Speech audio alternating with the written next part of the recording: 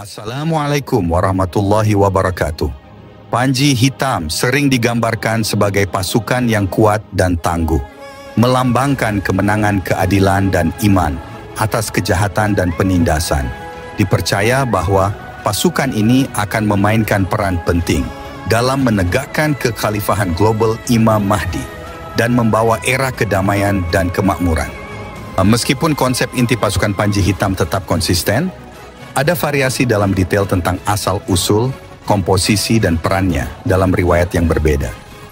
Beberapa tradisi menggambarkannya sebagai pasukan malaikat, sementara yang lainnya menyebutkan bahwa pasukan ini akan terdiri dari orang-orang beriman yang saleh dari wilayah timur dunia. Para ulama Islam umumnya memandang Panji Hitam sebagai representasi simbolis dari para pendukung setia Imam Mahdi daripada pasukan fisik literal. Mereka menekankan pentingnya menegakkan nilai-nilai Islam, mempromosikan keadilan, dan berusaha untuk perbaikan diri sebagai persiapan untuk kedatangan Imam Mahdi dan pemenuhan nubuat akhir zaman ini. Siapakah sebenarnya Panji Hitam dari Timur yang dimaksudkan? Telah menceritakan kepada kami Abdullah bin Ishaq al-Washiti an-Naqid, telah menceritakan kepada kami Yahya bin Ishaq dari Yazid bin Hayyan. Aku mendengar Abu Mijlas menceritakan dari Ibnu Abbas, ia berkata, sesungguhnya panji Rasulullah Shallallahu Alaihi Wasallam berwarna hitam dan benderanya berwarna putih. Sunan Ibnu Majah. Di bawah adalah hadis rujukan. Kata sahabat radhiyallahu anhu, Al-Mahdi berserta laskarnya akan muncul daripada timur. Sekiranya gunung menjadi penghalang perjalanan mereka, niscaya gunung itu akan mereka pukul sehingga hancur rata menjadi jalan mereka. Sabda Rasulullah Shallallahu Alaihi Wasallam, akan datang panji-panji hitam dari timur, seolah-olah hati mereka adalah kepingan-kepingan besi. Sesiapa yang mendengar tentang mereka, hendaklah datang kepada mereka dan berbayatlah kepada mereka, sekalipun terpaksa merangkak di atas salju. Al-Hafiz Abu Nuaim. Kata Sayyidina Ali, maka Allah Subhanahu wa Ta'ala menghimpunkan sahabat-sahabatnya, tentara Al-Mahdi yang dipanggil Ikhwan, seramai tentara-tentara Badar dan seramai tentara Talut, yaitu 313 orang lelaki, seolah-olah mereka itu singa-singa jantan yang keluar dari hutan. Hati mereka itu ibarat kepingan-kepingan besi. Kalau mereka berkehendak untuk memindahkan gunung, niscaya akan mereka lakukan. Pakaian mereka sejenis, dan seolah-olah mereka itu dari satu ibu dan satu ayah. Dari Ibnu Umar radhiyallahu anhu katanya, Rasulullah Shallallahu Alaihi Wasallam ditanya oleh para sahabat radhiyallahu anhu, apakah ada orang yang beriman kepadamu sedangkan mereka tidak pernah melihatmu dan membenarkan ajaranmu sedangkan mereka tidak pernah melihatmu? Baginda Rasulullah Shallallahu Alaihi Wasallam menjawab, mereka itu adalah ikhwanku dan mereka bersama-samaku. Beruntunglah mereka yang melihatku dan beriman kepadaku, dan beruntung juga mereka yang beriman kepadaku sedangkan mereka tidak pernah melihatku. Diulang hingga 3 kali. Hadis riwayat Muslim. Apabila azan sang muazin, berserulah dia, Asyhadu anna la ilaha illallah. Ketika itu bergoncanglah surga.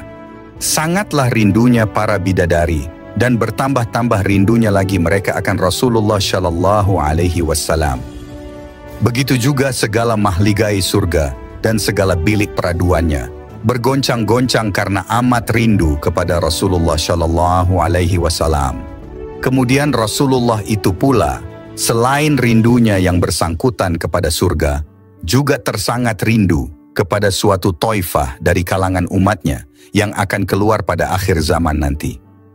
Mereka itu berakhlak dengan akhlak nabi-nabi dan mengambil perjalanan yang ditempuh oleh para siddiqin. Mereka ini adalah ghuraba, orang-orang asing di kalangan umum mukminin. Kemunculan pasukan Panji Hitam dari timur telah disebutkan dalam banyak riwayat syahih yang sebelumnya saya sebutkan. Beberapa ulama menyebutkan bahwa kedatangannya berasal dari wilayah Khurasan, sebelah timur negara Iran. Diriwayatkan oleh Tirmidzi dari Abu Hurairah bahwasanya Rasulullah Shallallahu Alaihi Wasallam bersabda, akan keluar dari wilayah Khurasan bendera-bendera Panji Hitam, di mana tidak ada satupun yang menghalanginya hingga ia dikibarkan di wilayah Ilya, Yerusalem. Kelak pasukan tersebut akan bersama kaum muslimin. Beberapa riwayat menyebutkan bahwa pasukan tersebut merupakan pasukan yang sejak awal mendukung Al-Mahdi. Mereka mendampingi Imam Mahdi dan turut terlibat dalam pembebasan Jazirah Arab. Disebutkan dalam hadits riwayat Ibnu Majah bahwa Rasulullah Shallallahu Alaihi Wasallam bersabda, "Kemudian muncullah bendera-bendera hitam dari arah timur. Lantas mereka memerangi kaum dengan suatu peperangan yang belum pernah dialami oleh kaum sebelummu." Kemudian beliau melanjutkan sabdanya, "Maka jika kamu melihatnya, berbayatlah walaupun dengan merangkak di atas salju, karena dia adalah Khalifah Allah, Al-Mahdi." Mengutip buku Tanda Kiamat Besar, susunan Mahir Ahmad Asy-Syufi tahun 2007, warna panji tersebut hitam pekat, mirip seperti panji Rasulullah Shallallahu Alaihi Wasallam. Kemudian di tengah benderanya tertuliskan kalimat tauhid, La ilaha illallah, dalam tulisan Arab. Setelah dibayat dan menjadi khalifah, Imam Mahdi pun diridai oleh penduduk bumi dan langit. Pada masa itu, manusia sangat membutuhkan seorang pemimpin yang adil di tengah merajalelanya kezaliman yang mereka derita. Kebaikan tersebut pun bertambah besar. Bumi mengeluarkan kekayaannya atas perintah Allah Subhanahu wa Ta'ala. Harta juga bertambah berkali-kali lipat dan diberikan kepada orang-orang dalam jumlah besar. Menurut sebagian riwayat, Imam Mahdi hidup di tengah masyarakat dalam kurun waktu 7 hingga 8 tahun. Diriwayatkan oleh Abu Sa'id Al-Khudri radhiyallahu anhu, Rasulullah Shallallahu Alaihi Wasallam bersabda, "Al-Mahdi muncul di antara umatku yang terakhir. Allah Subhanahu wa Ta'ala menurunkan hujan, bumi pun mengeluarkan tumbuh-tumbuhannya, dan dia memberikan harta dengan adil. Hewan-hewan ternak berkembang biak menjadi banyak dan umat menjadi mulia. Dia Imam Mahdi hidup selama 7 atau 8 tahun." Hadis riwayat Hakim. 313 pasukan Imam Mahdi. Siapakah mereka? Dalam banyak riwayat dijelaskan bahwa Imam Mahdi senantiasa menanti kedatangan 313 pasukannya di dekat Ka'bah. Mereka adalah orang-orang pertama yang akan membaiat beliau. Setelah mereka berkumpul, dimulailah perjuangan sang imam. Mereka adalah pembawa bendera beliau dan orang-orang yang telah dinobatkan untuk menjadi pemimpin di seluruh penjuru dunia. Mari kita menyimak dialog tentang 313 pasukan ini. Penanya, tolong bacakan riwayat tentang 313 pasukan Imam Mahdi. Menjawab, banyak sekali riwayat dengan ungkapan yang bermacam-macam tentang masalah ini. Jumlahnya sekitar puluhan hadits yang dapat dianggap sebagai hadits yang mutawatir. Dalam tafsir ayat ke-80 surah Hud, dijelaskan bahwa Nabi Lut alaihi salam berkata kepada kaumnya yang zalim, "Seandainya aku ada mempunyai kekuatan atas kalian semua, atau kalau aku dapat berlindung kepada rukun keluarga yang kuat, tentu aku lakukan sesuatu terhadap diri kalian." Surah dalam Al-Quran Hud 80. Imam Ja'far Shadiq berkata, maksud kekuatan dalam ayat itu adalah Al-Qaim, Imam Mahdi. Adapun rukun yang kuat maksudnya adalah 313 pasukan beliau. Dalam riwayat yang lain disebutkan Imam Baqir pernah berkata, seakan aku menyaksikan 313 pasukan itu datang dari Najaf Kufah, seakan hati mereka bagai potongan baja. Penanya, apakah sampai detik ini masih belum ada 313 orang yang menjadi sahabat setia Imam Mahdi, sehingga beliau dapat ditampakkan dan tampil menyelamatkan umat manusia? Menjawab, 313 orang itu memiliki beberapa kriteria khusus yang rasanya dunia masih belum layak untuk mempersembahkan segelintir manusia seperti mereka. Penanya, misalnya seperti apa kriteria itu? Menjawab, misalnya Imam Sajjad berkata, saat Imam Mahdi berdiri mengumumkan kepada orang-orang Mekkah bahwa ia adalah Al-Mahdi dan meminta mereka untuk bergabung bersamanya, segerombolan musuh bangkit berusaha membunuhnya. Lalu dengan segera 313 orang berusaha menyelamatkan beliau dari bahaya. Dalam riwayat-riwayat lainnya disebutkan pula tentang mereka Allah Subhanahu wa Ta'ala akan mengumpulkan mereka di Mekkah bagai awan-awan di musim gugur. Yakni maksudnya mereka datang ke Mekkah dengan cepat. Imam Ja'far Shadiq berkata, seakan aku melihat Al-Qaim berada di mimbar Kufah dan dikelilingi oleh 313 pasukannya yang sejumlah dengan pasukan Nabi di Perang Badar. Mereka adalah para pembawa bendera dari sisi Allah untuk memimpin umat manusia di muka bumi. Jadi 313 pasukan itu adalah orang-orang spesial yang jika sekiranya dunia dibagi menjadi 313 bagian, mereka harus merupakan orang-orang yang layak dan mampu menjadi pemimpin di tiap bagian itu. Mereka harus memiliki perangai-perangai khusus seperti keilmuan, keberanian, dan semua nilai-nilai yang dijunjung Islam.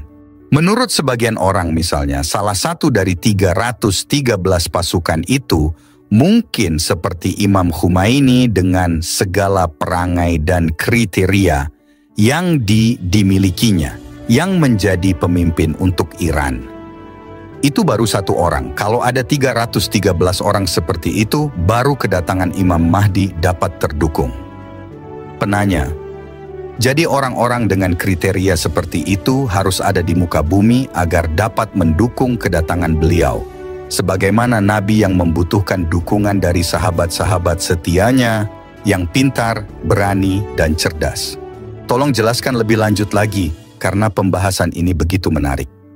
Menjawab, kita pernah membaca ayat 148 surah Al-Baqarah yang berbunyi, di mana saja kamu berada, pasti Allah Subhanahu wa Ta'ala akan mengumpulkan kamu sekalian. Surah dalam Al-Quran, Al-Baqarah 148. Setelah membacakan ayat itu, Imam Ja'far Shadiq berkata, yang dimaksud adalah sahabat-sahabat Imam Mahdi yang berjumlah 313 orang. Sumpah demi Allah, umat segelintir itu adalah mereka. Sungguh mereka akan berkumpul dalam sesaat, seperti awan-awan musim semi yang tertiup angin kencang, hingga berkumpul di suatu tempat. Dijelaskan juga dalam riwayat bahwa mereka akan datang ke Makkah dari pelosok kota dan desa yang jauh sekali. Lalu Imam Mahdi menanti mereka di Zitua, suatu tempat yang tak jauh dari Ka'bah. Mereka adalah orang-orang pertama yang membaiat Imam Mahdi. Imam Sajjad berkata, seakan aku melihat mereka datang dari Kufah. Jibril di sisi kanan mereka, Mikail di sisi kiri, dan Israfil di depan mereka. Mereka mengibarkan bendera Rasulullah Shallallahu Alaihi Wasallam dan sama sekali tidak mencondongkan bendera-bendera itu ke arah musuh-musuh Allah, kecuali Allah akan menghancurkan mereka. Penanya, mengapa hanya lelaki yang disinggung mengenai hal ini? Apakah perempuan tidak berperan sebagai pendukung beliau? Menjawab, masalahnya karena awal mula kebangkitan ini berkaitan langsung dengan perjuangan, pertahanan, dan perang yang identik dengan kaum lelaki. Tentu para wanita di balik medan peperangan berperan penting dalam mendukung imam dan pasukan-pasukannya. Bahkan ada riwayat yang secara langsung menjelaskan kehadiran para wanita sebagai pendukung beliau. Misalnya Imam Baqir pernah berkata, sungguh akan datang 300 dan beberapa orang pasukan yang di antara mereka ada 50 perempuan. Mereka datang bagai kedatangan awan-awan musim gugur. Pernah diriwayatkan dari Mufadal bahwa Imam Ja'far Shadiq berkata, ada 13 perempuan bersama Al-Mahdi. Mufadal bertanya, apa yang dilakukan perempuan-perempuan itu? Beliau menjawab, mereka mengobati orang-orang yang terluka dan merawat mereka, sebagaimana yang dilakukan oleh para wanita di zaman Nabi saat itu. Penanya, bukankah sejumlah sahabat itu sedikit sekali jika kita lihat betapa besar perjuangan yang harus dijalankan oleh Imam Mahdi? Menjawab, mereka adalah orang-orang spesial di permulaan perjuangan Al-Mahdi. Dalam riwayat disebutkan, 313 orang itu adalah manusia ilahi yang membaiat Imam Mahdi di antara Hajar Aswad dan Maqam Ibrahim. Mereka adalah wazir beliau yang mengemban tugas amat berat negara-negara sedunia. Disebutkan juga, saat memenangkan Roma, pasukan Imam Mahdi meneriakkan takbir. Dengan teriakan pertama, sepertiga Roma akan dikuasai. Lalu dengan teriakan kedua, sepertiga lainnya pun dikuasai. Lalu dengan takbir ketiga, seluruh Roma bakal dikuasai. Selain itu, Imam Baqir juga pernah berkata, akan ada 70.000 hamba Allah dari Kufah yang tulus hatinya yang akan menjadi pendukung Imam Mahdi. Demikian pembahasan kita kali ini, semoga yang menyaksikan bisa memahami maksud yang kita sampaikan. Jika dirasa belum paham, bisa diputar kembali dari awal atau bagian tertentu pembahasannya agar tidak salah dalam memahami. Terima kasih telah menyaksikan sampai akhir. Semoga video ini bermanfaat